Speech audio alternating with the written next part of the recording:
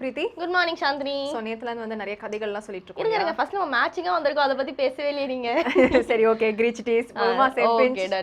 Okay இப்போ போலாமா? சரி ஓகே நம்ம நிறைய கதைகள்லாம் சொல்லிட்டு இருக்கோம் இல்லையா? அண்ட் மாரல் மெசேजेसலாம் நம்ம வாழ்க்கைக்கு தேவையான நம்ம அள்ளி வீசிட்டு இருக்கோம் கொஞ்ச நாட்களா. ஆமா, ஒரு புக் கிடைச்சிருக்குங்கிறதுக்காக அந்த புக் வச்சு ஃபுல் ஷோ பண்ணிட்டு இருக்கோம். இன்னைக்கு ஃபர்ஸ்ட் பாக்குற மக்களுக்கு தெரிஞ்சிருக்காதுல, அது சொல்லிட்டியா போச்சு. சரி ஓகே விடு, நம்ம வந்து ஷோ ஸ்டார்ட் பண்ண டைம் வந்துச்சு, ஸ்டார்ட் பண்ணலாமா? பண்ணிடலாம்.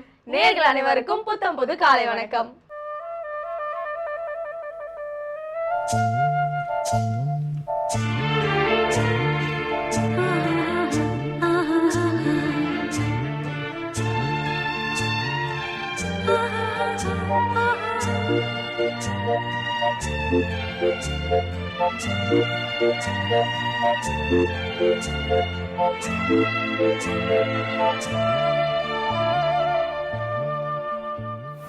சாந்தினி, இன்னைக்கு ஃபர்ஸ்ட் ஸ்டோரியே வந்து ஷேரிங் பத்தி சொல்லலாம் அப்படின்னு வந்திருக்கேன். ஷேரிங்? S, sharing.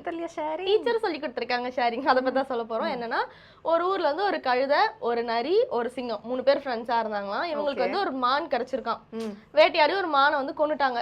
கொன்னோடனே சிங்கராஜா என்ன சொன்னாருன்னா, கழுதை நீ தான் எப்பவுமே பொதிலாம் சுமந்துட்டு போறல, சோ உனக்கு ஒரு வரம் மாதிரி தரேன், இதை வந்து நீயே வந்து பிரிச்சு கொடுத்துரு 3 பேருக்கும், உனக்கு அந்த இது தரேன் அப்படின்னோடனே கழுதை என்ன பண்ணிச்சா, சரி சிங்கம் ராஜா நம்ம கூட தான் இருக்காரு, நம்ம என்ன பண்ணோம்னா நமக்கு அந்த ஆப்ஷன் கொடுத்துருக்காருல பிரிக்கிறதுக்காக, ஸோ நம்ம வந்து சரி சமமா பிரிச்சு நல்ல பேர் வாங்கிக்கலாம் அப்படின்னு சொல்லி என்ன பண்ணுச்சான், எல்லாருக்கும் வந்து கரெக்டா சமமா பிரிச்சு வச்சிருச்சான் அந்த மான் கறியா.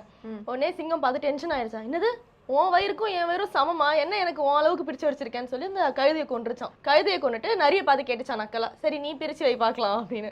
நிறைய உஷாரா என்ன பண்ணிச்சா, ஒரே ஒரு பீஸ் எடுத்துட்டு நீங்க எடுத்துக்கோங்க ராஜா, எனக்கு குட்டி வயிறு தான் இது போதும் அப்படின்னு சொல்லிடுச்சான். உடனே ராஜா, பரவாயில்லையே நீ எவ்வளவு பிரில்லியண்டா இருக்கே, நீ இனிமே என் கூடவே டெய்லி உனக்கு சாப்பாடு நானே போட்டு வளர்க்குறேன் அப்படின்னு என்னைக்கு. உடனே நிறைய நினைச்சுதான், நமக்கு இது தேவைதான், ஒருத்தனை கொல்ல பண்ணி வச்சிருக்கேன் பக்கத்துல, நான் வந்து இப்பவும் திருந்தலாம் எப்படி, பட்டு திருந்திட்டேன் போதும் எனக்கு அப்படின்னு நினைச்சுக்கிச்சான். ஸோ வந்து சொல்லி திருந்தாலும் பட்டு திருந்துறவங்க நிறைய பேர் ஊருக்குள்ள இருக்காங்கன்னு சொல்ல வரேன். ஓகே, ஸோ வந்து நமக்கு ஆபத்து அப்படின்னா வந்து ஏதாவது செஞ்சு காப்பாத்திக்கிறோம். ஓகே, நல்ல விஷயம் தான் சொல்லியிருக்கேன். இதோட இன்னைக்கான சூரியோதயம் பார்க்க வேண்டிய டைம் வந்துருச்சு, பார்த்துலாம். இது சூரியோதயம்.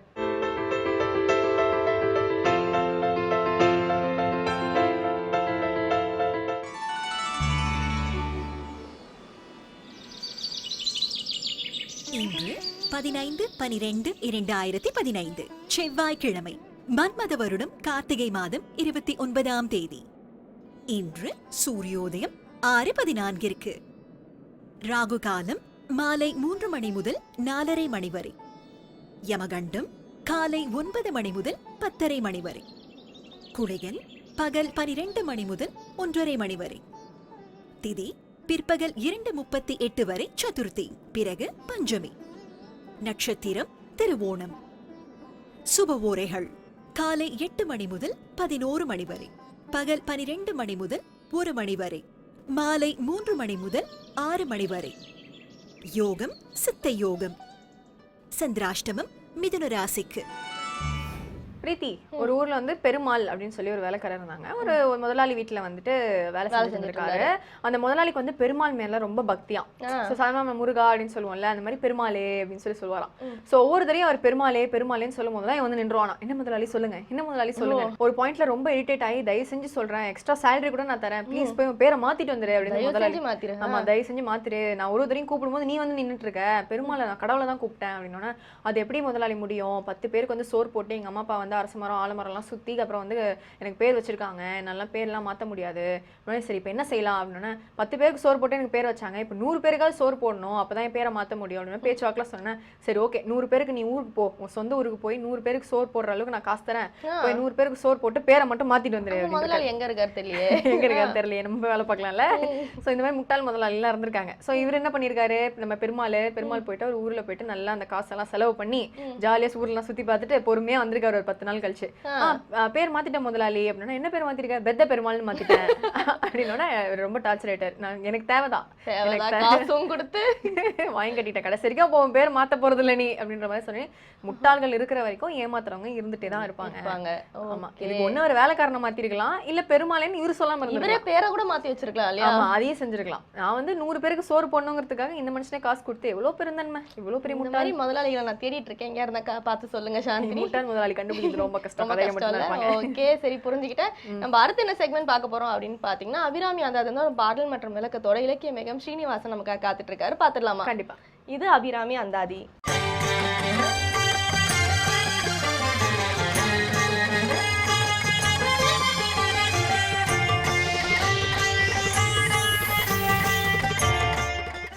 ஸ்ரீவித்யோபாசனாசக்தம் ஸ்ரீவித்யாபீடபூஷணம் ஸ்ரீவித்யாபினவம் வந்தே ஸ்ரீகிருஷ்ணானந்த சர்க்குரும். அனைவருக்கும் இனிய காலை வணக்கம். வேந்தர் தொலைக்காட்சி மூலமாக அபிராமி அந்தாதி அற்புத தமிழ் பாக்களை சிந்தித்து கொண்டு வருகிறோம். 59வது பாடல், பிள்ளைகள் நல்ல பிள்ளைகளாக வளர வேண்டும் என்ற பிரார்த்தனையை நாம் இந்த பாடல் மூலமாக, வேந்தர் தொலைக்காட்சி மூலமாக ஒவ்வொரு இல்லத்திலும் கொண்டு சேர்க்கிறோம். அபிராமி அந்தாதியினுடைய ஒவ்வொரு பாடலிலும் ஒவ்வொரு விளக்கமாக, ஒவ்வொரு செய்தியை தாங்கி வரக்கூடிய இந்த அருமையான தமிழ் பாக்களிலே பிள்ளைகள் நல்ல பிள்ளைகளாக வளர வேண்டும். தஞ்சம் பிரிதில்லை ஈதல்லதென்று உன் தவநெறிக்கே நெஞ்சம் பயில நினைக்கின்றேன் ஒற்றை நீள் சிலையும் அம்பும் இக்கு அலராக நின்றார் அறியார் எனினும் பஞ்சஞ்சு மெல்லடியார் அடியார் பெற்ற பாலரையே என்ற பாடல். தஞ்சம் பிரிதில்லை ஈதல்லதென்று உன் தவநெறிக்கே நெஞ்சம் பயில நினைக்கின்றேன் என்பதை சிந்தித்தோம். ஒற்றை நீள் சிலையும் அம்பும் இக்கு அலராக நின்றார் அறியார் எனினும் பஞ்சு மெல்லடியார். தேவி எப்படி இருக்கிறாள்? மென்மையானவளாக இருக்கிறாள். பொதுவாகவே பெண்கள் என்று சொன்னால் மென்மையானவர்கள் என்று ஒரு பொருள் உண்டு. அந்த வகையிலே தேவியினுடைய மென்மை இருக்கிறதே. பொதுவாக கரங்களிலே ஆயுதங்களை தாங்கி இருக்கிறாள் என்று சொல்லுகிற பொழுது என்ன ஆயுதம் தாங்கி இருக்கிறாள்? ஒரு பக்கம் கரும்புவில் இருக்கிறது, ஒரு பக்கம் பஞ்சபாணம் இருக்கிறது.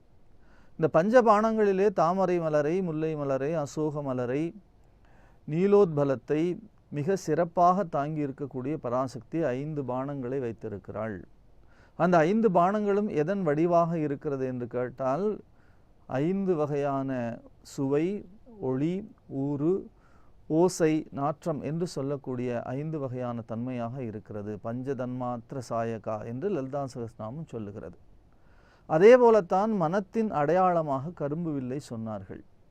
ஆயுதங்கள் எப்பொழுதும் எப்படி இருக்கும் என்று கேட்டால் கடுமையானதாக இருக்கும். இன்னும் சொல்லப்போனால் இரும்பிலே தயாரிக்கப்பட்டதாக இருக்கும். அப்படித்தான் நாம் ஆயுதத்தை சிந்தித்து கொண்டிருக்கிறோம். ஆனால் தேவியினுடைய கரங்களிலே இருக்கக்கூடிய இவை மென்மையின் வடிவமாக இருக்கிறது. அவள் கரங்களிலே இருக்கிற ஆயுதங்களே மென்மையாக இருக்கும் என்று சொன்னால் அவள் எத்தகைய மென்மையானவளாக இருப்பாள் என்று பெரியவர்கள் கேட்கிறார்கள்.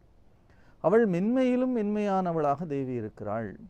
அப்படி மென்மையாக இருக்கக்கூடிய தேவியினுடைய கரங்களிலே இருக்கக்கூடிய அந்த பஞ்சபாணம் இருக்கிறதே, அந்த பஞ்சபாணம் வாராகியினுடைய வடிவமாக நம்முடைய சாஸ்திரங்கள் சொல்லுகிறது. வாராகி தேவியினுடைய வழிபாட்டிலே தான் மிக சிறப்பாக இன்றைக்கு எல்லா இடங்களிலும் வழிபாடு நடந்து கொண்டிருக்கிறது.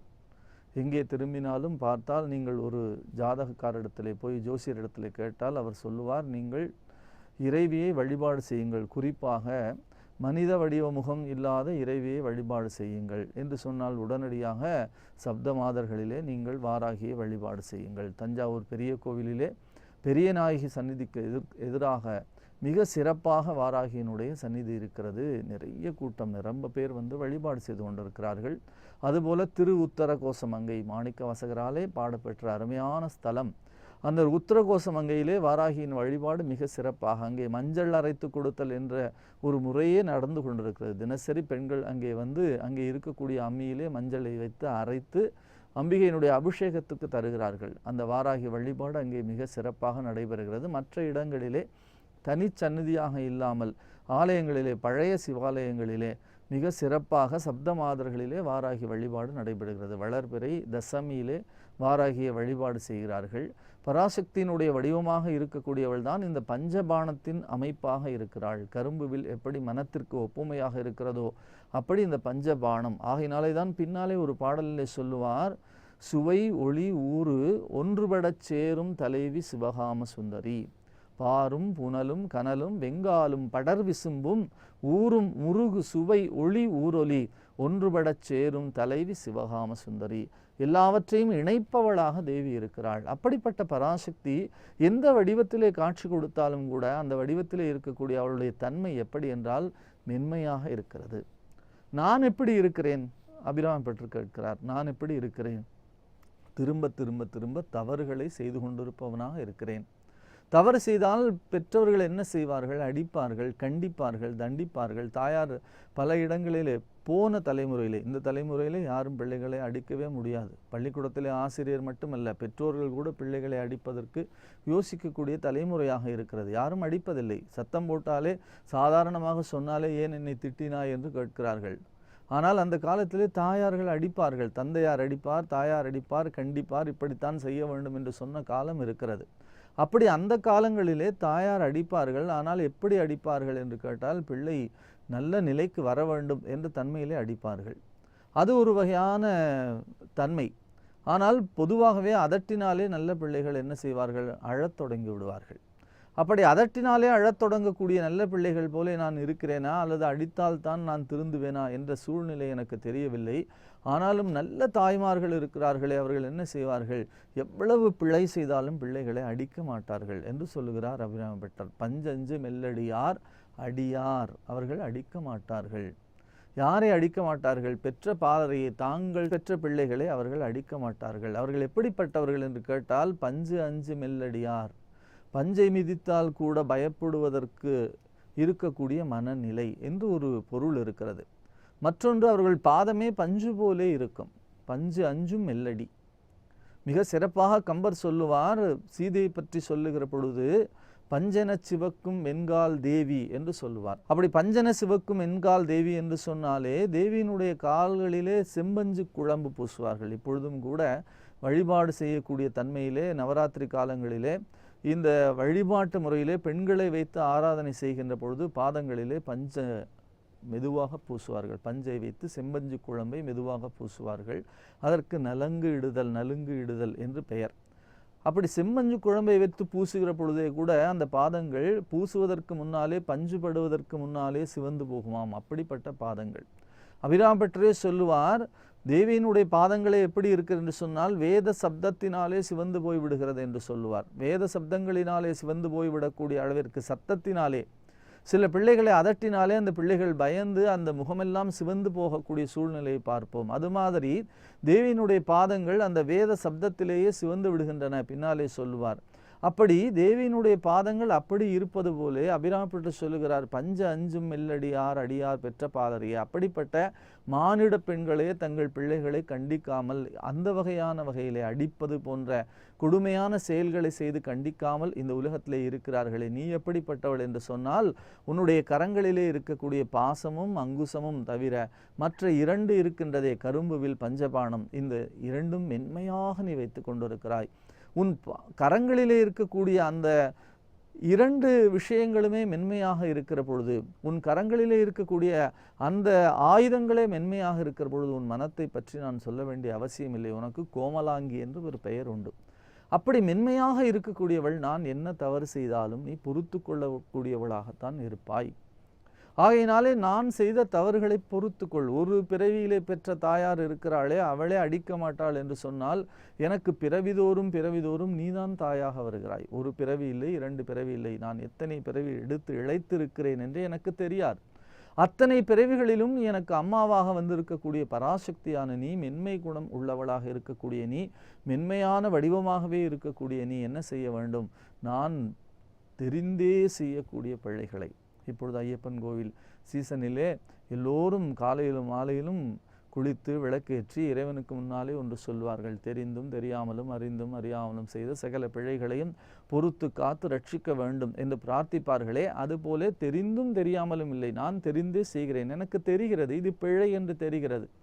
ஆனாலும் கூட என்னுடைய மனத்திலே இருக்கக்கூடிய மோகத்தின் உந்துதல் காரணமாக நான் மீண்டும் பிழையிலே தான் விழுந்து விடுகிறேன். அப்படி பிழையை திரும்ப திரும்ப செய்யக்கூடியவனாக இருந்தாலும் கூட நீ என்ன செய்ய வேண்டும்? என்னுடைய பிழைகளை பொறுத்து என்னை காத்து ரட்சிக்க வேண்டும். பிழைகளை செய்வதும் பின்னர் கை பிசைவதும் பேதையன் செயலல்லவா, அழைத்தாலும் மறந்தாலும் ஓடியே வந்து அணைப்பதும் கடனல்லவா, மழை கருணை வெள்ளத்தால் மாதா உன் மனதுமே மன்னிக்கும் இயல்பல்லவா, மறவாது சொல்லுவேன் மறந்தாலும் என்னையே காப்பதும் கடனல்லவா, குழந்தையை தாயோடி கொஞ்சியே அணைப்பது கொற்றவள் செயலல்லவா, கொற்றவள் நீ எனினும் பிள்ளையை காப்பது கோலகலச் செயலல்லவா, விழைந்தேன் உன்னருள் வேறேது வேண்டுவேன் விரைந்தேனே அருளுவாயே ஸ்ரீ வித்யா பீடத்தின் ஸ்ரீ சக்கரநாயகி ஸ்ரீ ராஜராஜேஸ்வரி உமையே என்று சொல்வார்கள். அப்படி பஞ்சஞ்சு மெல்லடியார் அடியார் பெற்ற பாலரையே என்று சொல்லுகிற பொழுது நீயும் என் பிழைகளையெல்லாம் பொறுத்து கொள்ள வேண்டும். அப்படி நீயும் என் பிழைகளையெல்லாம் பொறுத்து பிள்ளைகள் நல்ல பிள்ளைகளாக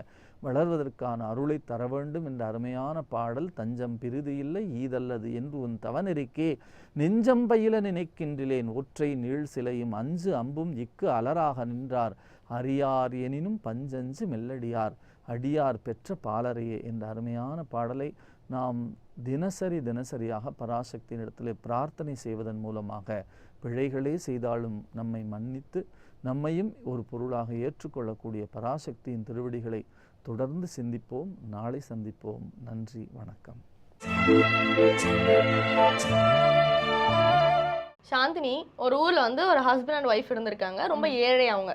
ஸோ அவங்களுக்கு வந்து டெய்லி வந்து அவங்களுக்கு மற்றவங்க சாப்பிட்றத பார்க்கும்போது ரொம்ப ஆசையா இருக்கும். அவங்க பால் தயிர்லாம் சாப்பிட்றாங்களே, நம்மளால சாப்பிட முடியலையே, ரொம்ப கஷ்டப்பட்டே இருந்தாங்களா. ரொம்ப வந்து ஏக்கமாவே இருந்திருக்காங்க. நம்மளால தயிர் நெய்லாம் வாங்கவே முடியலையே, நம்ம ஏன் இவ்வளவு ஏழையா இருக்கும் அப்படின்னு சொல்லி ஃபீல் பண்ணிட்டே இருந்தாங்களாம். ஒரு நாள் 2 பேரும் வந்து வீட்டுல உட்காந்து யோசிச்சுட்டே இருக்கும்போது திடீர்னு வந்து ஹஸ்பண்ட் சொன்னாரா, நம்ம ஒரு மாடு வாங்கணும் அப்படின்னு சொன்னாரா. உடனே ஒய்ஃப் சொன்னாங்களா, நம்ம வெறும் மாடு வாங்கக்கூடாது, கண்ணுக்குட்டியோட மாடு வாங்கணும், அப்பதான் எக்ஸ்ட்ரா பால் கிடைக்கும் அப்படின்னாங்களாம். உடனே வந்து ஹஸ்பண்ட் சொன்னாரா, அந்த மாடை வந்து நம்ம வந்து பின்பக்கமா கூட்டு போனோம், அங்கதான் புல்லாம் இருக்கு, நல்லா மேய விடலாம் அப்படின்னு சொன்னாங்களாம். உடனே ஒய்ஃப் சொன்னாங்க, இங்க இல்ல, நம்ம பண்ணையார் வீட்டுக்கிட்ட கூட்டு போனோம், அங்கதான் வந்து நிறைய இடம்லாம் இருக்கு அப்படின்னே ஹஸ்பண்ட் சொன்னாரா, கூட வந்து ஒரு காளை மாடையும் வாங்கிடலாம், நம்ம வயல விவசாயம் பண்றதுக்கு உதவும். இப்படியே வந்து வாயில பேசியே வந்து ஒரு கோட்டையே கட்டிட்டாங்க 2 பேரும். கட்டினோடனே ஒய்ஃப் சொல்றாங்களா, சரி நம்ம காளை மாடுலாம் வாங்குறோம்ல, கண்டிப்பா வந்து கண்ணுக்குட்டி போடும்ல, சோ வந்து அந்த கண்ணுக்குட்டிக்கு அது தர பால் வந்து எங்க அம்மா வீட்டுக்கு கொடுக்கலாம், எங்க அம்மா வீட்டு ரொம்ப கஷ்டப்படுறாங்க அப்படின்னு சொன்னாங்களாம். ஹஸ்பண்ட், ஏண்டி எங்க அம்மா வீட்டு கஷ்டப்படுறது உங்க கண்ணுக்கு தெரியலையா அப்படின்னு சொல்லி பலாரும் ஒரு அற விட்டாராம். கனவுலாம் பேசி 2 பேரும் அடிச்சுக்கிட்டாங்க. அடிச்சோடனே ஒய்ஃப் சொல்லிச்சா, என்ன அடிச்சிட்டீங்களா, இந்த ஏழையான நிலைமையில கூட நான் கூட குப்பை கொட்டிட்டு இருக்கேன், என்ன அடிச்சுட்டல, எங்க அம்மா வீட்டுக்கு போறேன்னு சொல்லி கிளம்பி போயிடுச்சான். கிளம்பி போனோடனே 2 நாள் வந்து ஒய்ஃப் வரவே இல்லை, ஹஸ்பண்ட் வந்து கண்டுக்கவே இல்லை. அவங்க வந்தா வராட்டி போ, நீ எப்படி வந்து அந்த கண்ணுக்குட்டி பால் வந்து எங்க அம்மா வீட்டுக்கு கொடுக்கூடாதுன்னு சொல்லுவேன் அப்படின்னு சொல்லி கோமாவே இருந்திருக்காரு. சரி, அவங்க மச்சான் ஃபோன் பண்ணி கேட்டிருக்காரா, உங்க மாடு வந்து எங்க வீட்டு வயலெல்லாம் மேஞ்சிருச்சு, மரியாதை நஷ்ட ஈடு கொடுங்க அப்படின்னு கத்துனாராம். ஹஸ்பண்ட், மாடா, எங்க வீட்டுல மாடே கிடையாது, ஏது அப்படின்னு. அப்ப இல்லாத மாடுக்கு கண்ணுக்குட்டி, அதை வந்து அடிச்சு என் தங்கச்சி வீட்டுக்கு அனுப்புவேன், ஆனா அந்த மாடு மேஞ்சிச்சுன்னா நம்ப மாட்டியா, மரியாதையா வந்து என் தங்கச்சியை கூட்டு போ அப்படின்னு. ஆமா மச்சான், தெரியாம தப்பு பண்ணிட்டேன் அப்படின்னு சொல்லி இந்த கூட்டு போயிட்டாராம். சோ வந்து கனவு கண்டே வந்து ஒரு குடும்பம் வந்து எப்படி வாழ்ந்திருக்கு பாருங்களேன்.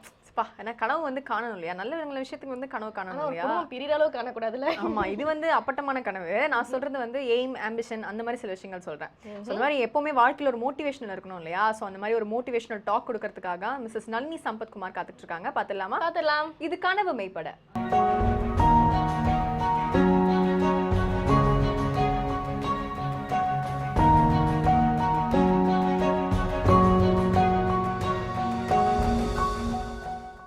வேந்தர் டிவி நேயர்களுக்கு இனிய காலை வணக்கம். பாசிட்டிவான மைண்ட் செட் உள்ளவங்களையும் நெகட்டிவான மைண்ட் செட் உள்ளவங்களையும் பிரிக்கிறது ஒரே ஒரு விஷயம்தான். அது என்ன அப்படின்னா, ஒரு பிரச்சனை அப்படின்னு வந்தாச்சு அப்படின்னா பாசிட்டிவான மைண்ட் செட் உள்ளவங்க அந்த பிரச்சனைகளை பிரச்சனைகளாக பார்க்காமல், பிரச்சனைகளாக வெளியில் சொல்லிக்கொள்ளாமல், அவற்றையெல்லாம் சவால்களாகவே பார்ப்பாங்க. ஒரு ப்ராப்ளத்தை நான் ஃபேஸ் பண்ணிக்கிட்டு இருக்கேன் அப்படின்னு சொல்லாமல், இந்த ஒரு சேலஞ்ச் எனக்கு முன்னாடி வைக்கப்பட்டிருக்கு அப்படின்னு சொல்லுவாங்க. இதே நெகட்டிவான மைண்ட் செட் உள்ளவங்க ஒரு சின்ன பிரச்சனை வந்துட்டா கூட போதும், அதையே நினச்சி அந்த சின்ன பிரச்சனையை இவங்களோட மைண்ட் செட்னாலேயே மிகப்பெரிய பிரச்சனையாக மாற்றிடுவாங்க. அந்த பிரச்சனையை நினச்சே மனம் சோர்ந்து போய் ஒரு மூலையில் உக்காந்துடுவாங்க. யாருக்கு தான் பிரச்சனை இல்லை, ஆனால் அந்த பிரச்சனையை நாம் எப்படி பார்க்கிறோம், எப்படி கையாள்கிறோம் என்பதை பொறுத்து தான் நாம் இந்த உலகத்தில் ஒரு வெற்றியாளராக மிளிரப் போகிறோமா அல்லது தோல்வியாளராக துவண்டு போய் ஒரு இடத்துல உட்கார போகிறோமா அப்படிங்கிறதே தீர்மானிக்கப்படுகிறது. அந்த காலத்தில் நிறைய பிரச்சனைகளுக்கு இல்லை, நிறைய சவால்களுக்கு சொல்யூஷன்ஸ்களை கண்டுபிடிச்சு கொடுத்த சயின்டிஸ்ட்டும் சரி, டாக்டர்ஸ்களும் சரி, அந்த பிரச்சனைகளை பிரச்சனைகளாக மட்டுமே பார்க்காமல் அவற்றையெல்லாம் சவால்களாக மட்டுமே தான் பார்த்துருக்காங்க. ஸ்கர்வி அப்படிங்கிற அந்த ஒரு குறைபாட்டுக்கு எது சரியான மருந்து அப்படின்னு கேட்டால், 2nd ஸ்டாண்டர்ட் 3rd ஸ்டாண்டர்ட் படிக்கிற குழந்தைங்க கூட இன்றைக்கி ரொம்ப அழகாக பதில் சொல்லுவாங்க. வைட்டமின் சி அதிகமாக இருந்தது அப்படின்னா ஸ்கர்வி நமக்கு வராது அப்படிங்கிற விஷயத்த. ஆனால் வைட்டமின் சியை அதிகமாக உட்கொண்டோம் அப்படின்னா இந்த ஸ்கர்வி நோயை நம்மால் தடுத்துட முடியும் அப்படின்னு டாக்டர் ஜேம்ஸ் லிண்ட் இந்த உலகத்துக்கு முதல்ல சொன்ன பொழுது உலகமே அவரை பார்த்து கேலி தான் பேசினாங்க. எல்லாருமே கேலி பேச்சு பேசி அவரை ரொம்ப அவமானப்படுத்தினாங்க. அவர் மறைஞ்சு பல வருஷங்களுக்கு பிறகுதான் அவர் கண்டறிஞ்சது மிகப்பெரிய உண்மை அப்படிங்கிறதையே இந்த உலகம் இன்னைக்கு ஒத்துக்க ஆரம்பிச்சிருக்கு. அந்த காலத்துலலாம் பார்த்தீங்க அப்படின்னா ஒரு நாட்டிலிருந்து இன்னொரு நாட்டுக்கு போகணும் அப்படின்னாலே எல்லாருமே பயன்படுத்துகிற ஒரே ஒரு மோட் ஆஃப் டிரான்ஸ்போர்ட் கப்பலாக தான் இருந்தது. கப்பலுக்குள்ள யார் போனாலும் சரி, கப்பலை ஓட்டுறவராக இருந்தாலும் சரி அல்லது கப்பலில் உட்கார்ந்து பயணிக்கிறவங்களாக இருந்தாலும் சரி, எல்லாருக்குமே அந்த ஸ்கர்வி அப்படிங்கிற ஒரு நோய் அதிகமாக தாக்கிட்டு இருந்த சமயம் அது. ஒரு நாள் டாக்டர் ஜேம்ஸ் லிண்டன் அந்த மாதிரி தான் ஒரு கப்பலில் பயணப்பட்டுட்டே இருந்தார். கரெக்டாக அவர் கொஞ்ச நேரம் கழித்து அந்த கப்பலில் இருக்கிறவங்க எல்லாருமே பயங்கரமாக அலற ஆரம்பிச்சிட்டாங்க. என்ன காரணம்னு பார்த்தீங்கன்னா, அது வரைக்கும் அந்த கப்பலில் அந்த ஸ்கர்வி என்பது தலை காட்டாமல் இருந்த அந்த ஒரு சில மணி நேரம் என்பது மாறி போய் கொஞ்சம் கொஞ்சமாக எல்லாருக்கும் அந்த ஸ்கர்வியின் அறிகுறி என்பது தெரிய ஆரம்பிச்சுது. எத்தனையோ டாக்டர்ஸ்களும் சரி, சயின்டிஸ்டும் சரி, அப்போது அன்றைய காலகட்டத்தில் அந்த ஸ்கர்வியை ஒழிப்பதற்காக நிறைய விதமான மெடிசன்ஸ்களையும் ட்ரீட்மெண்ட்ஸ்களையும் கண்டுபிடிச்சு பேஷண்ட்ஸ்களுக்கு கொடுத்த பொழுதும் கூட யாராலுமே அந்த ஸ்கர்வியை அடக்க முடியாமல் இருந்த காலகட்டம். டாக்டர் ஜேம்ஸ் லிண்டன் என்ன பண்ணாரு, அதே மாதிரி தான் தனக்கு தெரிஞ்ச மருந்து மாத்திரைகளை அங்கே ஸ்கர்வியால் பாதிக்கப்பட்ட பேஷண்ட்ஸ்களுக்கு கொடுத்து பார்த்தாரு. ஆனால் எந்த விதமான மருந்து மாத்திரைகளுக்கும் ஸ்கர்வி கட்டுப்படுறதா இல்லை. ஸோ என்ன இவர் யோசிச்சாரு, ஓகே, எந்த விதமான மருந்துகளுக்கோ அல்லது மாத்திரைகளுக்கோ கட்டுப்படாத ஒரு வியாதி, மேபி நாம் சாப்பிட்ற உணவு முறைகளை நாம் கொஞ்சம் மாற்றிக்கிட்டோம் அப்படின்னா ஒருவேளை கட்டுப்படுமோ என்னமோ அப்படின்னு தீர்மானம் பண்ணி அந்த குறிப்பிட்ட கப்பலில் பயணப்பட்டுக்கிட்டு இருந்த நோயாளிகளில் ஸ்கர்வியால் பாதிக்கப்பட்ட அதிக அளவு பாதிப்புக்கு உண்டான ஒரு 12 பேரை தனியாக எடுத்துக்கிட்டு வந்தார். அந்த 12 பேர்களையும் என்ன பண்ணார், 6 குழுக்களாக பிரித்தார். ஒவ்வொரு குழுலையும் 2 பேராக பிரித்து அந்த 6 குழுக்களுக்கும் தனித்தனியான உணவு முறைகளை கொடுக்க ஆரம்பித்தார். அதாவது அவங்க சாப்பிட்ற சாப்பாட்டிலேருந்து கூடவே சேர்ந்து ஒரு குழுவுக்கு தினமும் கீரை பருப்பு, 2வது குழுக்கு பார்லி இல்லை ஏதாவது சம் ஃப்ரெஷ் ஃப்ரூட் ஜூஸ், அந்த மாதிரி ஒவ்வொரு குழுவை சேர்ந்தவங்களுக்கும் ஒவ்வொரு விதமான உணவு முறைகளை சேர்த்து வழங்க சொல்லி ஒரு உத்தரவு கொடுத்தாரு. இதில் என்ன பண்ணார் அப்படின்னா, அந்த 6வது குழுவை சேர்ந்த அந்த 2 பேர்களுக்கு ஸ்பெஷலாக ஆரஞ்சையும் எலுமிச்சை பழத்தையும் சேர்த்து கொடுக்க சொன்னார். கொஞ்ச நாள் கழித்து பார்த்த பொழுது யாருடைய அதாவது உடல்லையும் எந்த விதமான பாதிப்புகளுமே தெரியல. குறிப்பாக அந்த 5 குழுக்களை சேர்ந்தவங்களுக்குள்ள எந்த விதமான பாதிப்புமே தெரியல. ஸ்கர்வியோட பிடியில் தான் அவங்க இருந்துக்கிட்டே இருந்தாங்க. ஆனால் 6வது குழுவை சேர்ந்த நபர்கள் மட்டும் கொஞ்சம் கொஞ்சமாக தேறி ஸ்கர்வியின் பிடியிலிருந்து வெளிப்பட்டவங்களாக இருந்தாங்க. ஸோ அன்னைக்கு டாக்டர் ஜேம்ஸ் லிண்ட் என்ன சொன்னார், ஓகே, ஸோ இந்த சிட்ரஸ் ஃப்ரூட்களில் தான் வைட்டமின் சி அதிகமாக இருக்குது. இந்த வைட்டமினை இவங்க 2 பேரும் சாப்பிட்டதுனால மட்டுமே தான் ஸ்கர்வியின் பிடியிலிருந்து இவங்க வெளில வந்திருக்காங்க அப்படின்னு அவர் சொன்ன பொழுது எல்லாருமே அவரை கேலி பேசி சிரித்தாங்க. ஒரு டாக்டர் அப்படின்றவர் மருந்து மாத்திரைகள் மட்டுமே தான் கொடுக்கணுமே தவிர, இது என்ன புதுசாக இந்த மாதிரி இந்த பழத்தை சாப்பிடுங்க, அந்த காயை சாப்பிடுங்க அப்படின்லாம் சொல்கிறீங்க, இதெல்லாம் சாப்பிட்டாக்க எப்படி ஸ்கர்வி அப்படின்ற ஒரு மிக கொடிய நோய் எப்படி மொத்தவங்க கிட்டேருந்து குணமாகும் அப்படின்னு தான் எல்லாருமே கேட்டாங்க. ஆனால் டாக்டர் ஜேம்ஸ் அவருடைய அந்த வாக்கில் ரொம்ப உறுதியாக இருந்தார். அவர் சொன்னபடியே அந்த சிட்ரஸ் ஃப்ரூட்டை தொடர்ந்து சாப்பிட்டுட்டு வந்த மற்றவங்களுக்கும் கொஞ்சம் கொஞ்சமாக அந்த ஸ்கர்வி என்பது மெல்ல மறைய ஆரம்பிச்சுது. ஆனால் நான் முதலையே சொன்ன மாதிரி இந்த உலகம் முதலாக ஸ்கர்வியின் பிடியிலிருந்து வெளில வரணுமா, ஓகே, அந்த வைட்டமின் சி டிஃபிஷியன்சி இல்லாமல் உங்களை பார்த்துக்கங்கன்னு அவர் சொன்ன அந்த மெடிக்கல் ஸ்டேட்மெண்ட்டை ஒத்துக்கவே இல்லை. ஆனாலும் அதுக்காகலாம் கவலைப்படலை டாக்டர் ஜேம்ஸ். வாழ்க்கையில் நாமும் அந்த மாதிரி தான். ஏதோ ஒரு விஷயத்தை நாம் நம்புகிறோம், அது ரைட்டான விஷயம்தான், இந்த விஷயம் என்பது சரியான விஷயம்தான் அப்படின்னு நாம் நம்பி செயல்படும் பொழுது நம்மளும் நிறைய இந்த மாதிரியான கேலி பேச்சுக்களையும் ஏச்சு பேச்சுக்களையும் கேட்க வேண்டி வரலாம். ஆனால் இந்த கேலி பேச்சுக்களெல்லாம் கேட்டுக்கிட்டு அதையே உண்மைன்னு நாம் நம்பிக்கிட்டே இருந்தோம் அப்படின்னா நம்முடைய முயற்சிகளை நாம் வெற்றிகரமாக செஞ்சு முடிக்காதவங்களாக மாறி போயிடுவோம்.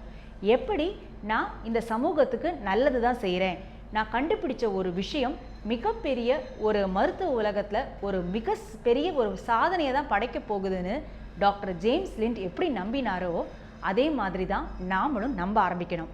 நாம் செய்கிற ஒவ்வொரு செயலுமே மற்றவர்களுக்கு பயனுள்ள செயலாக தான் இருக்கணும். அதையே தீவிரமாக நம்பி நாம் ஒவ்வொரு செயலையும் செய்யும் பொழுது அந்த செயலின் மீது நம்பிக்கை வைக்காதவர்கள் நம்மை பார்த்து புறக்கணிப்புகளை வீசினாலும் சரி, கேலி பேச்சுக்களை பேசினாலும் சரி, அந்த பேச்சுக்களை எல்லாம் புறம் தள்ளிவிட்டு நம்முடைய முயற்சியில் நாம் வாட்க போய்கிட்டே இருக்கணும். ரொம்ப அழகான ஒரு கதை ஒன்று சொல்லுவாங்க கிராமப்புறத்துலலாம். அது என்ன அப்படின்னு பார்த்தீங்கன்னா, வயல்வெளியில் நல்ல ஃபர்டைல் லேண்டில் இருந்த ஒரு 2 விதைகள் பேசிக்கிட்டு இருந்துதான். என்ன அப்படின்னு அதுங்களுக்குள்ளே பேசிக்கிட்டு இருந்தது அப்படின்னு பார்த்தீங்கன்னா, ஒரு விதை சொல்லிச்சான், ஓ எனக்கு இந்த ஃபர்டைல் லேண்டை பார்த்தாலே ரொம்ப ஆசையாக இருக்குது, இந்த லேண்டில் நான் என்னுடைய வேரை நல்ல ஆழமாக உள்ளுக்குள்ளே பரவ விட்டு ரொம்ப அழகான ஒரு செடியாக நான் வளர போகிறேன், அந்த நாளுக்காக நான் காத்துக்கிட்டு இருக்கேன் அப்படின்னு அந்த ஒரு விதை சொல்லித்தான். பக்கத்தில் இருந்த இன்னொரு விதை சொல்லித்தான், அச்சிச்சோ நான் என்னதான் ஆழமாக என்னுடைய வேரை பாய்ச்சினாலும் திடீர்னு ஒரு மழை வெள்ளம்னு வந்ததுன்னா என்னுடைய விதை என்பது காணாமலேயே போயிடும். நான் செடியாக வளரணும்னு நினச்சேன் அப்படின்னா ஒரு சூறாவளி காற்று வந்ததுன்னா போதும், என்னுடைய செடி என்பதையே அந்த சூறாவளி காற்று அழிச்சிடும். அதனால் நான் ஒரு விதையாகவே இருந்துடலான்னு பார்க்குறேன், எனக்கு செடியாக முளைக்க ரொம்ப பயமாக இருக்குது அப்படின்னு அந்த விதை சொல்லிக்கிட்டே இருந்த பொழுதே ஒரு கோழி எந்த விதை ரொம்ப பயந்துக்கிட்டே இருந்ததோ அந்த விதையை சாப்பிட்டுட்டே போயிடுச்சான். ஸோ வாழ்க்கையில் நாம் நிறைய சமயம் நம்மால் இந்த விஷயங்களெல்லாம் செய்ய முடியுமா முடியாதா அப்படின்னு பயந்துக்கிட்டே இருக்கும் பொழுது தான் நம்முடைய கனவுகளை தொலைத்தவர்களாக நாம் மாறி போயிடுறோம். ஒவ்வொரு விஷயத்தையுமே நம்மால் நிச்சயம் திறம்பட செய்து முடிக்க முடியும் அப்படின்னு நாம் நம்பும் பொழுது மட்டுமே தான் நம் கனவு என்னும் மரங்களுக்கான வேர் என்பது ஆழமாக நம் மனதிற்குள் நிச்சயம் பதிய ஆரம்பிக்கும். ஸோ ஒவ்வொரு கனவுகளையும் நாம் ஆழமாக அழகாக நம்ப ஆரம்பிப்போம். நிச்சயம் அந்த கனவுகள் எல்லாம் மெய்ப்படத்தான் போகிறது என்கிற நம்பிக்கையோடு ஒவ்வொரு நாளையுமே நாம் துவக்குவோம். நன்றி, வணக்கம்.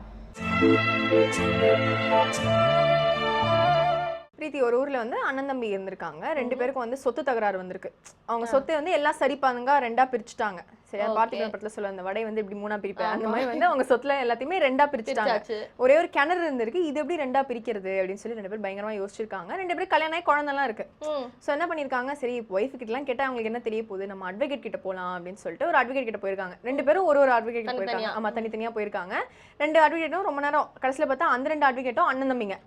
அவங்க 2 பேரும் எங்க சேர்ந்து சரி நிறைய கரப்போம், இவங்க இழிச்சா 2 பேரும் வந்திருக்கானுங்க, அது நம்ம கிட்ட கரெக்டா நீ அண்ணன் நான் தம்பினே தெரியாம வந்திருக்கான், ஸோ என்ன பண்ணலாம் அப்படின்னு சொல்லிட்டு 2 பேரும் யோசிச்சுட்டு சரி வாங்க அப்படின்னு 2 பேரும் தனித்தனியாக கூப்பிட்டு என்ன சொன்னாங்க அப்படின்னா, நீ லெஃப்ட் சைடு இருக்க கிணறு எடுத்துக்கோ, நீ ரைட் சைடு இருக்க கிணறு எடுத்துக்கோ, அங்க தண்ணி மொண்டுக்கோ, நீ தண்ணி மொண்டுறது தானே யூஸ் பண்ற கிணறு, ஆமா இது ஒரு தீர்ப்புன்னு சொல்லி 2 பேரும் சேர்ந்து 20,000 ஆளுக்கு கொடுத்துட்டு வந்திருக்காங்க.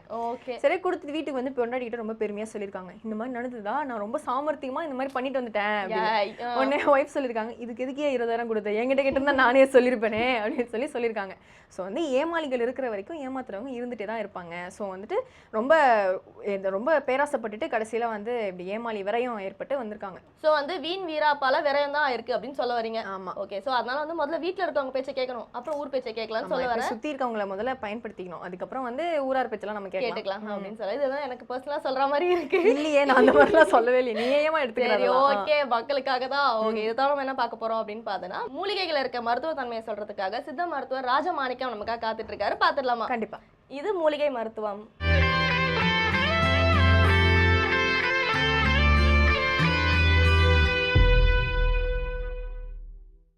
உலகெங்கும் உள்ள வேந்தர் டிவி நேயர்களுக்கு காலை வணக்கம். இன்றைக்கி பார்க்க போகிற மூலிகை மருத்துவம் மார்பக வீக்கம். மார்பக வீக்கம் ஏன் வருதுன்னா, தாய்மார்கள் குழந்தைகளுக்கு பால் கொடுக்காம இருந்து பால் கட்டிடுச்சுன்னா அந்த வீக்கம் வந்துடுது.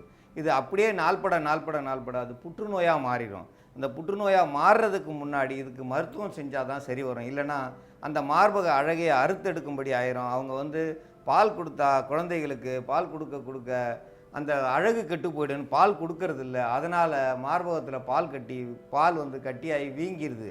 அப்போ பின்னாடி பார்க்கும்பொழுது பார்த்திங்கன்னா அது புத்துநோயாக மாறி அது அறுத்து எடுக்கிறாங்க. ஏன் அறுத்து எடுக்கிறாங்க? அந்த புத்துநோயாக மாறுது. அந்த குழந்தையினுடைய ஏக்கம் வந்து புத்துநோயாக மாறும். நீங்கள் கொடுக்கலனா அது சொல்லுவாங்க, அது குழந்தை பாவம். குழந்தைக்கு நீங்கள் செஞ்ச தர்மத்திலேருந்து விலகி இருக்கீங்க. குழந்தைக்கு கண்டிப்பாக தாய்ப்பால் கொடுக்கணும். தாய்ப்பால் கொடுக்காத பெண்களுக்கு மார்பகத்தை அறுத்து எடுக்கும்படியா தெய்வமே அது வந்து செய்கிற அந்த பாவம்தான். அதனால் குழந்தைகளுக்கு தாய்ப்பால் கொடுத்தா அந்த மார்பகம் கண்டிப்பாக எடுபடாது. மார்பகம் நல்ல நிலையிலே இருக்கும். நம்ம அம்மாக்கள் பார்த்திங்கன்னா, எங்கள் அம்மாவுக்கெல்லாம் 10 பிள்ளைங்க, 8 பேர் நாங்கள் இருக்கோம். அவங்கெல்லாம் கடைசி வரைக்கும் அப்படி தான் இருந்தாங்க. என்றைக்கு இருந்தாங்களோ அப்படி தான் இருந்தாங்க. ஆனால் இன்றைக்கி பார்த்திங்கன்னா ஒரு குழந்தை கூட இல்லாமல் இருக்காங்க. ஒரு குழந்தை உண்டானதும் ஒரு 2 வருஷத்துக்கு அப்புறம் மார்பகம் 2ஐயும் அறுத்து எடுத்திருக்காங்க. ஏன்னா குழந்தைக்கு பாலே கொடுக்கல. அப்போ இவங்க செஞ்ச தவறால் அது கிடைத்த தண்டனை. கண்டிப்பாக அதனால் தாய்ப்பால் குழந்தைக்கு கொடுத்தே ஆகணும். இந்த மார்பக வீக்கத்தை சரி செய்யணும்னா வேப்ப இலைக்கு பேர் வந்து அம்மங்காப்பு. அம்மங்காப்புனா இந்த தாய்களை வந்து காப்பாற்றுறதுக்காக வேண்டியவர் தான் அந்த அம்மங்காப்புன்னு சொல்கிறோம். அந்த அம்மங்காப்பை பயன்படுத்தினா அந்த வீக்கத்திலிருந்து விடுபடலாம். அந்த புற்றுநோயிலிருந்து விடுபடலாம். மார்பக புற்றுநோய் வந்துடும். வர்றதுக்கு முன்னாடி அந்த வீக்கம் இருக்கும். அந்த வீக்கத்தை சரி செய்கிறதுக்கு இந்த வேப்பலையை பயன்படுத்துகிறோம். அதோடு சேர்த்து குமரினா சோத்து கற்றாழை. இந்த சோத்து கற்றாழையை பயன்படுத்தும் பொழுது எவ்வளவு வேதனை இருந்தாலும் அதை சரி செய்யும். அந்த வீக்கத்தை வந்து கட்டுப்படுத்தி அவங்களுக்கு உள்ள வலியை வந்து கொஞ்சம் கொஞ்சமாக குறைக்கும். அவங்க பாவம் வெளியில் சொல்ல முடியாமல் அவதிக்குள்ளாகிறவங்களுக்கு இது ஒரு சிறந்த மருந்தாக இந்த குமரின்ற இந்த சோத்துக்கத்தாழையை பயன்படுத்துகிறோம். அதோடு சேர்த்து பீர்க்கங்காய். இன்றைக்கி பீர்க்க இலையை கொண்டு வாங்கன்னா யாருமே போய் கொண்டு வர முடியாது. ஏன்னு கேட்டிங்கன்னா, பீர்க்க இலை எந்த காட்டில் இருக்கோ, யார் விளைய வச்சாங்களோ, இன்றைக்கி நகர்ப்புறத்தில் இருக்கிறவங்களுக்கு பீர்க்கங்காய் போதுமானது. பீர்க்க இலையிலிருந்து கிடைக்கக்கூடிய முழு மருத்துவமும் பீர்க்கங்காயிலையும் இருக்கும். அதனால் பீர்க்கங்காயை பயன்படுத்துங்க. இந்த பீர்க்கங்காயை பயன்படுத்தினோம்னா அந்த மார்பக வலியானது குறைய ஆரம்பிச்சிடும். பெரிய அளவு இருந்தால் அது வந்து சுருங்க ஆரம்பித்து அந்த உடல் அமைப்புக்கு தக்கன வந்து வலியை குறைச்சி நல்ல நிலைக்கு கொண்டு வரும். அதோட வலி அதிகமாக இருக்கிறவங்க அந்த இடத்துல வந்து கிராம்பு அரைச்சி போட்டோம்னா மார்பக வலி கண்டிப்பாக குறையும். பெண்களுக்கு அந்த மார்பக வலி இருக்குது, அந்த வலி குறையணும்னா கண்டிப்பாக இந்த கிராம்பை பயன்படுத்துகிறோம். சித்தரத்தை. இந்த சித்தரத்தை வந்து வலி நீக்கி, உள்ளுக்கு சாப்பிட்டாலும் வலியை நீக்கும், வெளியே தடவுனாலும் வலியை குறைக்க செய்யும். அதனால் சித்தரத்தையை பயன்படுத்தணும். சித்தரத்தையை பயன்படுத்திட்டு வந்தோம்னா அவங்களுடைய மார்பகத்தில் இருந்த வலி குறைஞ்சி புற்றுநோய் வர்றதுக்கான வாய்ப்பை குறைக்கும். ஏன் இந்த மாதிரி சொல்கிறோம் அப்படின்னா, நிறைய பேர் இது தெரியாமல் அப்படியே விட்டுறாங்க. விட்டுட்டு மீண்டும் போய் மருத்துவமனைக்கு போய் காட்டும்போது போனதுமே அவங்க அறுத்து எடுத்துட்டு மறுவேலையை பாருங்கள், இல்லைன்னா இந்த இருந்து வேறு இடத்துக்கு போயிடணுவாங்க. புற்றுநோயாக மாறிடுச்சுன்னா மார்பகத்தில் அறுத்து எடுத்தால் அடுத்த பகுதி கர்ப்பப்பைக்கு தான் போகும். கர்ப்பப்பையில் புத்து மாறும். எப்படி நண்டு ஒரு இடத்துலேருந்து மறு இடம் ஓடுமோ அதே மாதிரி அறுத்தெடுத்த புற்று வந்து வேற ஒரு இடத்துக்கு போய்கிட்டே தான் இருக்கும். அது போகிறதுக்கு முன்னாடி தடுக்கிறதுக்கான மருந்தாக தான் நம்ம பயன்படுத்துகிறோம். இதோடு சேர்த்து மஞ்சள் தூள் சேர்க்குறோம். மஞ்சள் தூளையும் சேர்த்தோம்னா அந்த நோயினுடைய தன்மையை தாக்கக்கூடியது, அந்த அளவை குறைக்கக்கூடியது, வீக்கத்தை குறைக்கக்கூடியது. இது கூட சேர்ந்து சுண்ணாம்பு, நம்ம வெத்தலைப்பாக்கு சுண்ணாம்பு போடுறோம். இந்த சுண்ணாம்பை பயன்படுத்துகிறோம். அந்த நோய் கிருமியில் தடுத்து நிறுத்தும். இந்த சுண்ணாம்பு அளவை வந்து வீக்கம் அதிகம் இல்லாமல், வலி இல்லாமல், இரவு முழுதும் காய்ச்சல் வந்து அவதிப்படுவாங்க. அந்த காய்ச்சல் வந்தவங்களுக்கு தான் தெரியும் அதனுடைய வேதனை. அதையும் சரி செய்கிறதுக்கு தான் இந்த மருந்து, இந்த சுண்ணாம்பை பயன்படுத்துகிறோம். இதெல்லாம் சேர்த்து மார்பக வீக்கம், மார்பக புற்றுநோய் வராமல் தடுக்கணும். இன்றைக்கி பார்த்தீங்கன்னா 100க்கு 70 பேருக்கு மார்பக புற்றுநோய் வந்திருக்கு. இன்றைக்கி 40 வயசில் எல்லாரையும் மருத்துவமனையில் பரிசோதனை செஞ்சு எத்தனை பேருக்கு இருக்குன்னு சொல்லி எல்லாரையும் வந்து ஆஸ்பத்திரிக்கு வந்து அவங்களுடைய நோயை குணப்படுத்துறேன்னு சொல்லி அறுத்து எடுக்கிறாங்க. அறுத்து எடுக்க வேணாம். அந்த அறுத்து எடுத்தால் அந்த அழகு முகம் உடல் முழுவதும் கெட்டு போயிடும். அங்கம் ஊனமாயிடும். அங்கம் ஊனமாகாமல் அதே நிலையில் இருக்கிறதுக்கு இந்த மார்பக வீக்கத்தை சரி செய்கிறதுக்கான மருந்தை இப்போ நம்ம பார்க்கலாம். கிராம்பு வந்து ஒரு 15 கிராம்பு எடுத்து போட்டு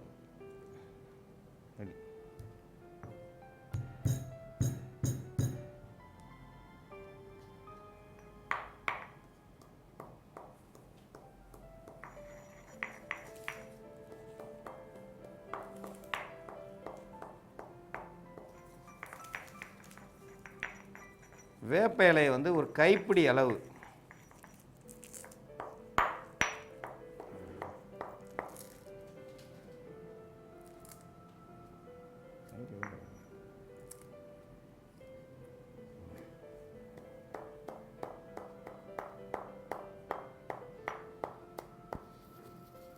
சுண்ணாம்பு வந்து ஒரு பாக்கு அளவுக்கு தான் எடுக்கணும், அதிக அளவு எடுக்கக்கூடாது.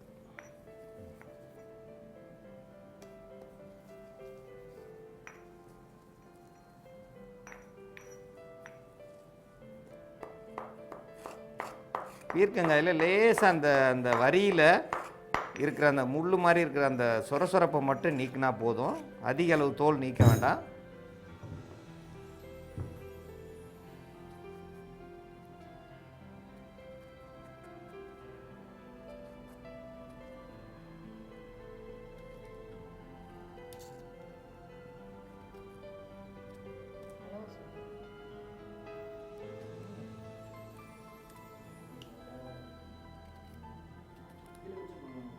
இதில் வந்து பீர்க்கங்காய் வந்து ஒரு 100 கிராம் அளவுக்கு போட்டிருக்கேன். சோத்துக்கத்தால் ஒரு இந்த அளவுக்கு இருந்தால் ஒரு மடல், அப்படியே இந்த ஒரு மடலை சேர்க்கணும்.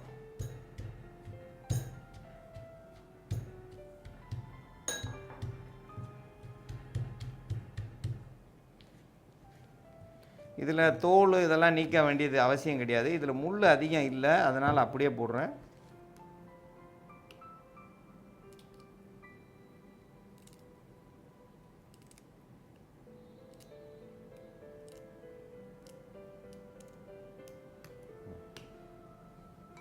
இதில் வந்து சித்திரத்தை வந்து ஒரு 5 கிராம் அளவுக்கு போட்டணும். மஞ்சள் பொடி அதே மாதிரி ஒரு 5 கிராம் போடணும்.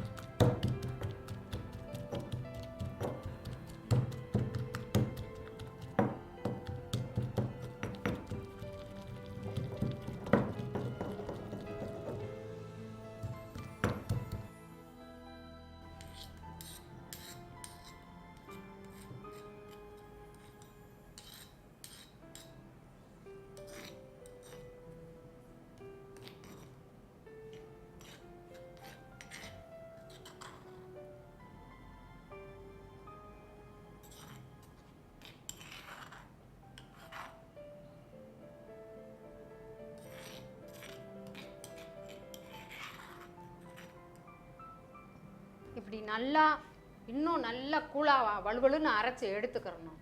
மார்பக வலி எதுக்கு வருது அப்படின்னா, தாய்ப்பால் கொடுக்காத பெண்களுக்கும் வேலைக்கு போகிறோம் அப்படின்னு சொல்லிட்டு மார்பு அழகு கெட்டுரும் அப்படின்னு நினச்சி தாய்ப்பால் கொடுக்காமல் இருக்கிறவங்களுக்கு அந்த பால் சுரப்பி நரம்புகள் வந்து அப்படி புடைப்பு வர்றப்பெல்லாம் வந்து அதை அடக்கி வச்சதுனால அந்த வலி வந்து அதிகமாக வலி வந்துடும். வலி வந்துருச்சுனாக்கா அந்த அடக்கும் சக்தி பால் வந்து முறிஞ்சு வெளியில் போயிடும் சில தாய்மார்களுக்கு. அப்படி இருக்கிறாங்கனாக்கா உடனே அதை போய் குளியல் அறைக்கு போய் அதை பீச்சி வெளியில் எடுத்துட்டு, அலுவலகத்தில் வேலை செய்கிறவங்க ஏதாவது முக்கியமாக குழந்தைய வீட்டில் விட்டுட்டு பக்கத்தில் குழந்தை இருந்தால் உடனே குழந்தைய தூக்கி அதை தாய்ப்பால் கொடுத்துருங்க. அப்படி கொடுக்க முடியல, வேலைக்கு போயிருக்கோம், குழந்தைய வீட்டில் விட்டுட்டு போயிருக்கோம் அப்படின்னு நீங்கள் இருக்கிற தாய்மார்கள் என்ன செய்யணும், குளியல் அறைக்கு போய் அந்த பால் முறிஞ்சு வர்றப்போ பாலை பீச்சி தனியாக எடுத்துட்டு மார்பகத்தை கழுவி சுத்தம் பண்ணிடுங்க. அப்படி பண்ணலைனாக்கா அதை அடக்கி வச்சுக்கிட்டு இருந்தீங்கன்னாக்கா அந்த சுரந்த பாலெல்லாம் அப்படியேவும் நின்று அது வந்து கட்டியாக வந்துடும், மார்பகம் வீங்கிட்டே போகும், வலி அதிகமாக இருக்கும். அப்படி தாய்ப்பால் கொடுக்காத தாய்மார்களுக்கு பின்னாடி அது புற்றுநோயாக மாறி ரொம்பவும் அறுத்து மார்பகத்தவே அறுத்து எடுக்கக்கூடிய நிலைக்கு போயிடுறாங்க. அது அந்த நேரத்தில் வந்து அவங்க அழகு கெட்டுரும் அப்படின்ற ஒரு இதில் வந்து தாய்ப்பால் கொடுக்காம விட்டுறதுனால இந்த மாதிரி பிரச்சனைகளுக்கெல்லாம் அவங்க ஆளாகிடுறாங்க. இன்னும் சின்ன வயசில் இருக்கிற பிள்ளைங்களுக்கு பார்த்தீங்கன்னாக்கா மாதவிடாய் கோளாறுகள் வர்றதுனால தான் அந்த மார்பகத்தில் வந்து கட்டி வருது, புற்றுநோய் வருது, வீக்கமாக பெருசாக வீங்கிட்டு போகுது. அந்த மார்பகம் அலி இருக்குது, மார்பகத்தில் ஏதாவது வலி தெரியுது அப்படின்னு நினச்சா உடனேயே மருத்துவமனைக்கு போய் நீங்கள் மருத்துவரோடைய ஆலோசனையை தெரிஞ்சுக்கிட்டு நீங்கள் அந்த மாதவிடாய் கோளாறுகளை சித்த மருத்துவ முறையிலையோ ஏதாவது ஒரு முறையில் நீங்கள் அதை சரி செஞ்சீங்கன்னாக்கா அந்த மார்பகத்தில் வரக்கூடிய கட்டிகளும் வலியும் வேதனையும் குறையும். அப்படி சின்ன வயசில் இருக்கவங்க இந்த இந்த நம்ம மார்பக வலிக்கான மருந்து அவங்களும் போடலாம். தாய்மார்கள் 40 வயசு 45 வயசுக்கு மேலே இருக்கவங்களுக்கும் அந்த மாதிரி மார்பக புற்று வலி மார்பகம் வீங்குறது அந்த மாதிரி இருக்கிற தாய்மார்களும் இதை வந்து போட்டுக்கிட்டே வந்தீங்கன்னா இரவு நேரத்தில் தனியாக படுக்கறையில் போய் நீங்கள் அந்த மார்பகத்தை சுத்தப்படுத்திட்டு இந்த மருந்தை போட்டுட்டு நல்லா வந்து தனி அறையில் இருந்து நீங்கள் காற்றாடிப்பட்டு அது ஃபுல்லாக அந்த மருத்துவம் ஃபுல்லாக உடம்புக்குள்ளே இறங்குற மாதிரி இருந்துட்டு காலையில் வெந்நீர் வச்சு நீங்கள் கழுவிட்டு வந்தீங்கன்னாக்கா அந்த வேதனையிலேருந்து குறைஞ்சிருவீங்க. புற்றுநோய் வராமல் இருக்கிறதுக்கு இது ஒரு சிறந்த மருந்து. மார்பக வலி மார்பக வீக்கம் இது ரெண்டையுமே சரி பண்ணும். இந்த மருந்து அரைச்சி எடுக்கவும் சிகப்பு நிறமாக மாறிடுச்சு. ஏன் சிகப்பு நிறமாக மாறிடுச்சு? மஞ்சளோட சுண்ணாம்பு சேர்ந்துருக்கு, சோத்துக்கத்தாழை சேர்ந்துருக்கு, பீர்க்க சேர்ந்துருக்கு, வேம்பு சேர்ந்துருக்கு, அதோடு சேர்ந்து கிராம்பு சேர்ந்துருக்கு, சித்திரத்தையும் சேர்ந்துருக்கு. இதெல்லாம் சேர்ந்து கூட்டாக சேர்ந்து எவ்வளவு மோசமான வலி. இரவு முழுவதும் தூங்க முடியாமல் எங்களை தூங்க விடாமல் எங்களுக்கு தொலைபேசியில் பேசி எனக்கு இந்த மாதிரி இருக்குது என்ன செய்யறதுன்னு வாங்க. உடனே இந்த மாதிரி செய்யுங்க, இதை செஞ்சு போடுங்கண்ணா, மறுநாள் வலி குறைஞ்சிருச்சுன்னுவாங்க. அப்போ தினந்தோறும் போட்டு வந்தால் அந்த வீக்கம் சரியானா கண்டிப்பாக புற்றுநோயாக மாறாது, மார்பக கட்டியும் வராது.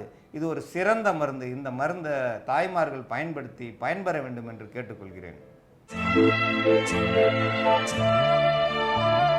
சாந்தினி, நம்ம எல்லாருக்குமே பொதுவாக பெட்ஸ் ரொம்ப பிடிக்கும். அதுவும் நாய்னா எல்லாருக்கும் ரொம்பவே பிடிக்கும், கேட்கவே வேணாம்.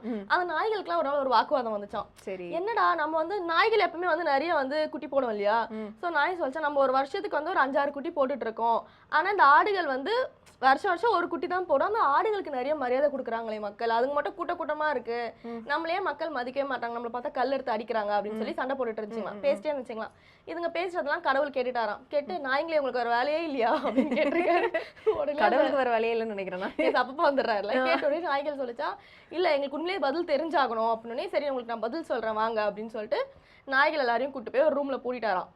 ஆடுகள் எல்லாத்தையும் கூட்டு போய் ஒரு ரூம்ல பூட்டிட்டாராம். சரி, மறுநாள் காலைல திறந்து பார்க்கலாம் அப்படின்னு சொன்னாங்களா. மறுநாள் காலைல திறந்து பார்த்தா நாய்கள் ஒண்ணு சண்டை போட்டு ஒண்ணுக்கு கண்ணு காணும், அங்கங்க ரத்த காயங்கள், சில நாய்கள் செத்து போய் கிடந்துச்சான். ஆடுகள் கூட்டத்தை திறந்து பார்த்தா ஒன்னொன்னு தலைமையில படுத்து ஜாலியா தூங்கிட்டு இருந்துச்சுங்களாம். அது சொன்னாராம், பாத்தீங்கன்னா உங்க கூட்டத்துக்குள்ளே ஒத்துமை கிடையாது, நீங்க எதுக்கு இதை பத்திலாம் யோசிக்கிறீங்க, முதல்ல போய் வேலையை பாருங்க அப்படின்னு சொல்லிட்டு கிளம்பிட்டாராம். ஆமா, ஆக்சுவலி நாய்களே நம்ம ஊர்லயே பாத்தீங்கன்னா இலாக்காலாம் பிரிச்சு வச்சிருக்கோம். இந்த ஏரியாக்குள்ள நீ வரக்கூடாது, அந்த ஏரியாக்குள்ள நான் வரமாட்டேன் அப்படின்ற மாதிரி. ஒரு நாய் பார்த்தா இன்னும் பயந்து ஓடி போயிடும். ஸோ இந்த மாதிரி விஷயங்கள்லாம் இருக்கு. உண்மையிலே நீ சொன்ன மாதிரி நாய்களுக்குள்ள குரூப்ஸ் இருக்கக்கூடாதுன்னு சொல்லி நாய்களை நம்ம எச்சரிக்கணும். சரி, ஓகே. இதை தொடர்ந்து 12 ராசிகளுக்கான யோக பலன்களை சொல்றதுக்காக யதார்த்த ஜோதிடர் ஷெல்வி காத்துட்டு இருக்காரு. பாத்துடலாம். இது யோகம் நல்ல யோகம்.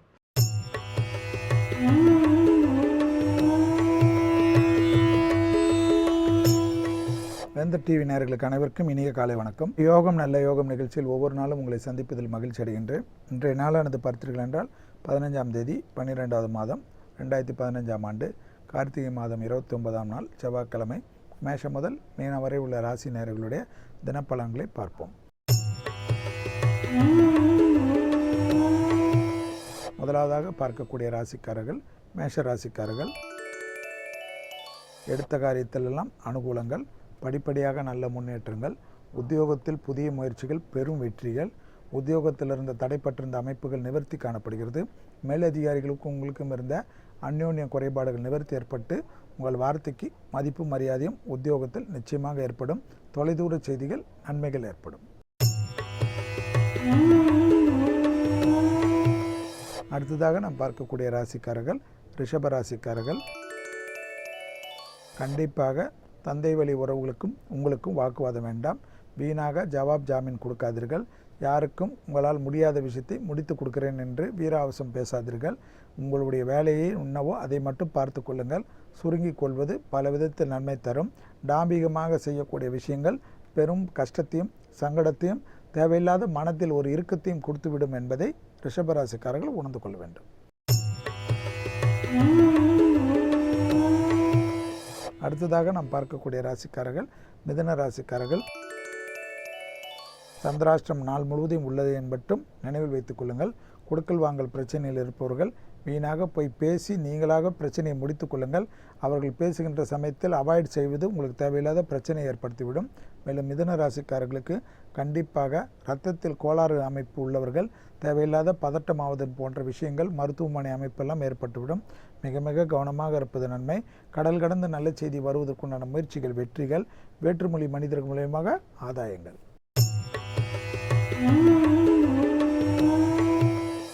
அடுத்ததாக நாம் பார்க்கக்கூடிய ராசிக்காரர்கள் கடகராசிக்காரர்கள். ஏற்றம், அனுகூலங்கள், நல்ல முன்னேற்றம், எதிர்பார்க்காத இடத்திலிருந்து நல்ல செய்திகள், உத்தியோகத்தில் இருந்த சுணக்கங்கள் மறைவது, எந்த பயணங்கள் வந்தாலும் எடுத்துக்கொள்ளுங்கள், மனதிற்கு சந்தோஷம், கலைத்துறையினருக்கு பாராட்டு, பெரும் அமைப்பு, படைப்பாளிகளுக்கு ஏற்றம், உங்கள் படைப்புகள் பலரால் பாராட்டப்படும். அதே சமயம் துணை அல்லது துணைவியாருடைய தேக ஆரோக்கியம் மிக மிக முக்கியம். அடுத்ததாக நாம் பார்க்கக்கூடிய ராசிக்காரர்கள் சிம்ம ராசிக்காரர்கள். அனுகூலங்கள், நல்ல செய்திகள், சந்திரனின் ஸ்தானம் பலமாக உள்ளதனால் எதிரிகள் பலம் முற்றிலுமாக முறியடிப்பு, புது முயற்சிகள், புது கூட்டாளிகள், மன சந்தோஷமாக காணப்படும். விடுபட்ட தெய்வ வழிபாடுகள் ஏற்றத்தையும் அனுகூலத்தையும் படிப்படியாக பெற்றுத்தரும் என்பதே யோகமும் அனுகூலமும் காணப்படக்கூடிய நல்ல நாள். அடுத்ததாக நாம் பார்க்கக்கூடிய ராசிக்காரர்கள் கன்னியா ராசிக்காரர்கள். கன்னியா ராசிக்காரர்களுக்கு கண்டிப்பாக வயிற்று உபத்திரத்தில் மட்டும் சிறிது கவனம்.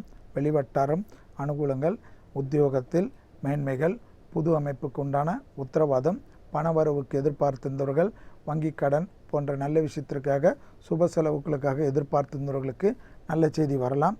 எடுத்த காரியத்தில் ஜெயம் ஏற்படலாம். தொட்டது தொடங்கக்கூடிய காலகட்டமாக காணப்படுகிறது. எதிர்பார்க்காத இடத்திலிருந்து நல்ல செய்தி விரைவில் வரும்.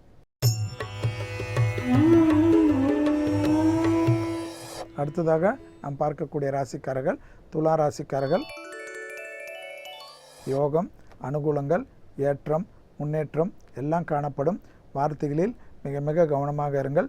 சனியின் அமைப்பு 2ஆம் இடத்தில் இருப்பதனால் தேக ஆரோக்கியத்திலும் வார்த்தைகளிலும் மிக மிக முக்கியமாக இருப்பது நன்மை ஏற்படுத்தி தரும். அலட்சியம் வேண்டாம். தெய்வ வழிபாடை விடாதல் பிடித்து கொள்ளுங்கள்.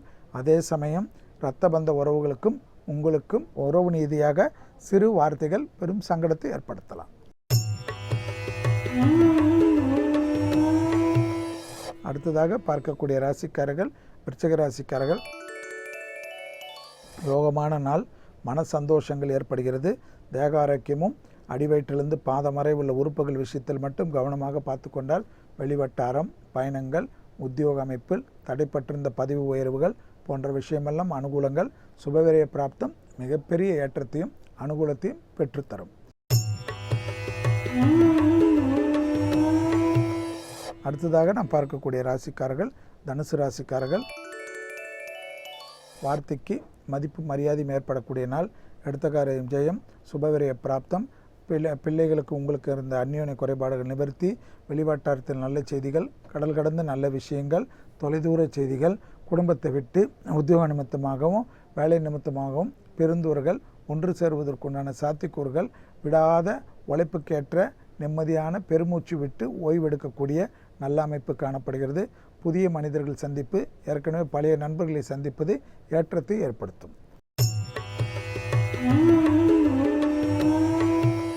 அடுத்ததாக நாம் பார்க்கக்கூடிய ராசிக்காரர்கள் மகர ராசிக்காரர்கள். கண்டிப்பாக தேக ஆரோக்கியத்தில் அதிக எச்சரிக்கை. மகான்களின் தரிசனம் உங்கள் வாழ்க்கை பாதையை மாற்றும். மேலதிகாரிகளுக்கு சிலர் சிண்டு முடித்து விட்டு உங்களை பாதகமாக்கி விடுவார்கள். மிக மிக கவனம். புறம் பேசாதீர்கள். செல்போனில் கூட மிக கவனமாக இருங்கள். சிறு சிறு வாக்குவாதங்கள் பெரும் சிக்கலையும் சங்கடத்தையும் ஏற்படுத்திவிடும். உங்களுடைய அசட்டு தைரியத்தை எல்லாம் வேற கட்டி வைத்து விடுங்கள். சட்டத்திற்கு உட்பட்ட விஷயத்தில் ஈடுபடுங்கள். வீணாக கோபதாபங்கள் பெரும் சிக்கலையும் பிரச்சனையும் வீடேறி வரவழைத்துவிடும். அடுத்ததாக நாம் பார்க்கக்கூடிய ராசிக்காரர்கள் கும்பராசிக்காரர்கள். கும்பராசிக்காரர்களுக்கு லாபம், அனுகூலங்கள், படிப்படியாக நல்ல முன்னேற்றம், சீரும் சிறப்பும் ஏற்படக்கூடிய யோகம், எடுத்த காரியத்தில் ஜெயம், தொட்டது தொடங்கக்கூடிய காலகட்டம், எதிர்பார்க்காத இடத்திலிருந்து நல்ல செய்திகள், சீரும் சிறப்பும் வருவதற்குண்டான யோக பலன்கள், உங்களுடைய வாழ்க்கையில் எடுத்த காரியமெல்லாம் சீரும் சிறப்பும் ஏற்படுவதை கண்கூடாக பார்க்கலாம். புது முயற்சிகள் கண்டிப்பாக செய்யுங்கள். பெரும் வெற்றி ஏற்படும்.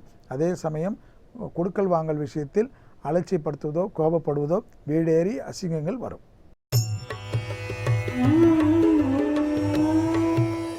அடுத்ததாக நாம் பார்க்கக்கூடிய ராசிக்காரர்கள் மீன ராசிக்காரர்கள். லாபமும் அனுகூலமும் எடுத்த காரியத்தில் ஜெயமும் ஏற்படக்கூடிய நல்ல நாளை சரியாக முறையாக பயன்படுத்தி கொள்ளுங்கள். உத்தியோகத்தில் மேன்மை தரக்கூடிய நல்ல நாள். புது முயற்சிகள் வெற்றிகள், எதிர்பார்த்த பண வரவுக்குண்டான சாத்வீகங்கள், வராத பணங்கள் முயற்சி செய்வது வருவதற்குண்டான அனுகூலமான நாள்.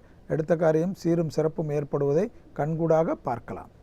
மீண்டும் நாளை யோகம் நல்ல யோகம் நிகழ்ச்சியில் சந்திப்பதில் மகிழ்ச்சி அடைகின்றேன். நன்றி, வணக்கம். ஓகே சாந்தினி, இன்னைக்கு நிறைய கதைகள் பேசணும், மக்களுக்கு ரொம்ப சந்தோஷமா இருக்கும்னு நினைக்கிறேன். சொன்ன கதைகள்லாம் கேட்டு நிறைய பேர் வந்து ரொம்ப திருந்தி இருக்க வாய்ப்புகளும் இருக்கு அப்படின்னு நினைக்கிறேன். நினைப்போம், நம்புவோம். ஆக்சுவலி வந்து எல்லா உயிரினம் பத்தியும் நீ கதை சொல்லிட்டோம்னு நினைக்கிறேன். ஆடு மாடு கோழி எல்லாத்தையும் வச்சு கதை சொல்லியாச்சு. நம்ம எல்லாத்தையும் வச்சு கதை சொல்லியாச்சு. ஸோ நம்ம கிளம்ப வேண்டிய டைம் வந்துருச்சு. அடுத்ததா பாத்தீங்கன்னா நாட்டு நடப்பை உலக நடப்பை சொல்றதுக்காக வேந்தர் இளங்கதர் காலை செய்திகள் காத்துட்டு இருக்கு. அவங்களோட சேர்ந்து நம்மளும் பார்த்துட்டு இப்போ கிளம்பிடுவோமா? கிளம்பிடலாம். ஸோ இதே மாதிரி நாளைக்கும் நிறைய இன்ட்ரெஸ்டிங்கான செக்மெண்ட்ஸோட நாங்க உங்களை வந்து சந்திக்கிறோம். அடுத்து Chandini Mathivanan and Preethi signing off from the entire team of Pudhu Pudhu காலை. பாய்.